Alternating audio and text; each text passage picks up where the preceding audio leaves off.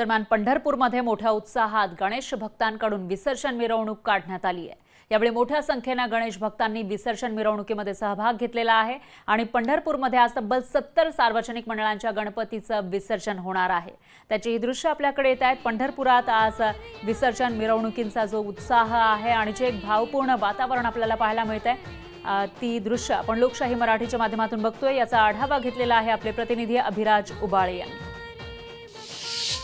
पंढरपूरमध्ये गणपती बाप्पा मोरया पुढच्या वर्षी लवकर या जयघोषामध्ये कालपासून गणेश मिरवणुकीला सुरुवात झालेली आहे।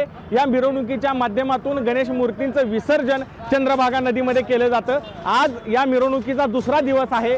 पंढरपूर शहरामध्ये जवळपास 150 सार्वजनिक मंडळं स्थापन झाली होती। यांनी गणेश मूर्तीची प्राणप्रतिष्ठा केली होती आणि या प्रत्येक मंडळाला छत्रपती शिवाजी चौकामध्ये आपला देखावा, आपली कला, आपलं पारंपरिक नृत्य, ढोल ताशा पथकाच्या जयघोषामध्ये आपला कला दाखवण्याची संधी मिळावी यासाठी सलग 3 दिवस पंढरपूरमध्ये गणेश मूर्तींचं विसर्जनाची मिरवणूक असते। आपण बघू शकताय हे अचानक तरुण मंडळ आहे आणि अत्यंत सुंदर असा यांनी हेमाडपंथी महादेवाच्या मंदिराचा देखावा केलेला आहे। असे अनेक मंडळ आहेत ज्यांनी यावर्षी सजीव देखावे, मर्दानी खेळ आणि विशेष म्हणजे सामाजिक सलोखा जपण्याचा आणि स्त्री अत्याचार रोखण्याचे संदेश आपल्या देखाव्यातून माध्यमातून दिलेले आहेत। आज काल 30 मंडळं, आज 75 आणि उद्या 50 मंडळं आपलं सार्वजनिक गणेशाचं विसर्जन करणार आहेत। एकंदरीतच 3 दिवस पंढरपूरमध्ये गणेश विसर्जनाची धामधूम असते।